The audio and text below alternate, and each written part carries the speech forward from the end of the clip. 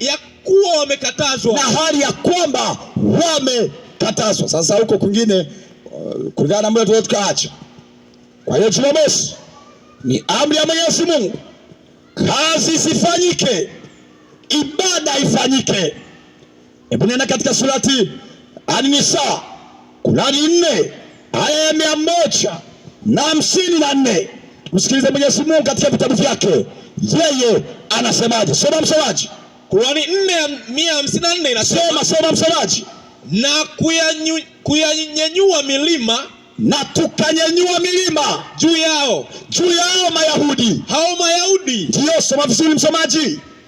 Kwa kufanya agano nao, na kufuata Torati. Moja maagano ni haya, fuateni Taurati. Ndio, na tuliwaambia, na tukawaambia, liingieni lango nchi ya Shamu, la mji wa Shamu, hali ya kuinama, kama mnalukuu. Ndio msomaji. Wakapinga hao watu wa Shamu. Ndio, tukawaambia, msiluke mipaka kwa kuvunja taadhima ya Jumamosi.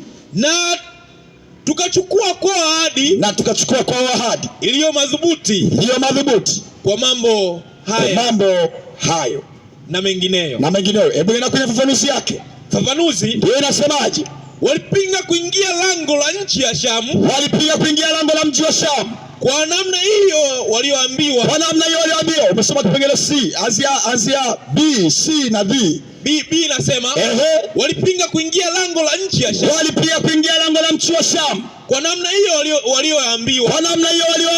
Wakaingia wanavyotaka wao. Shamu ni nchi ya Mwenyezi Mungu. Tuliowapa waingie wakae badala ya. Humo. Ndio. Nenda C. C inasema, ndio. Na baada ya kutua katika hiyo miji na vijiji vya Shamu, waliambiwa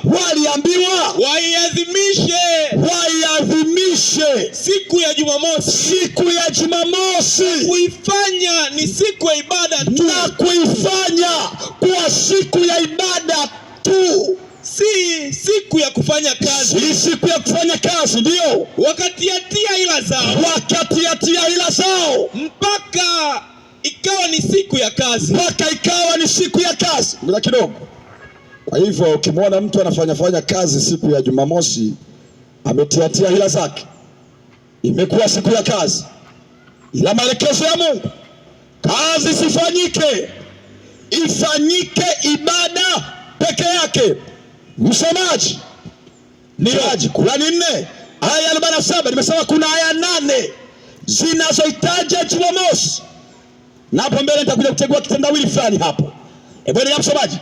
Msomaji 4:47 inasemaje? Enyi mliopewa kitabu, aminini tulioyateremsha, ndio, yanayosadikisha yale yaliyo nanyi, ndio, kabla hatujazigeuza nyuso zenu, tukazipeleka kisogoni, au kabla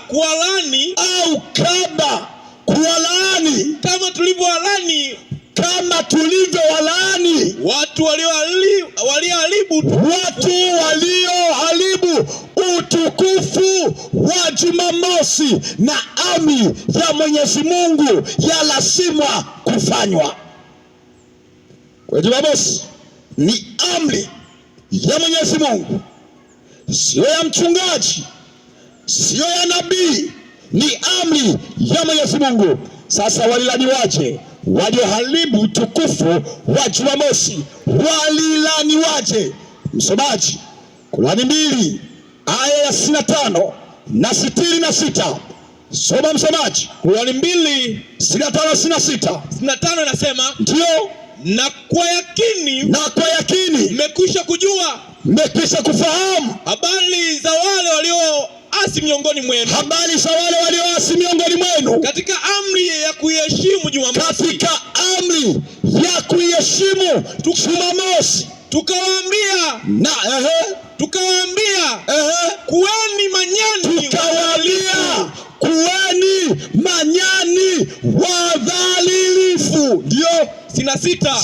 Semaje? Sasa sikiliza kidogo. Kuna watu wanasema hiyo ilikuwa ni kwa Bani Israeli peke yake.